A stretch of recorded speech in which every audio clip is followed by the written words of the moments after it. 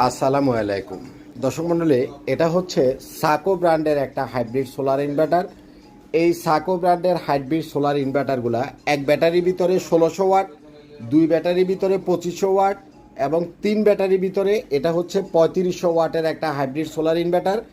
এটা চার ব্যাটারির ভিতরে 5000 ওয়াট এবং 5500 ওয়াট পর্যন্ত আমাদের কাছে আছে। অর্থাৎ এক ব্যাটারির ভিতরে 1600 ওয়াট, দুই ব্যাটারির ভিতরে 2500 ওয়াট, দুই ব্যাটারির ভিতরে 3500 ওয়াট, চার ব্যাটারির ভিতরে 5000 ওয়াট এবং চার ব্যাটারির ভিতরে 5500 ওয়াট।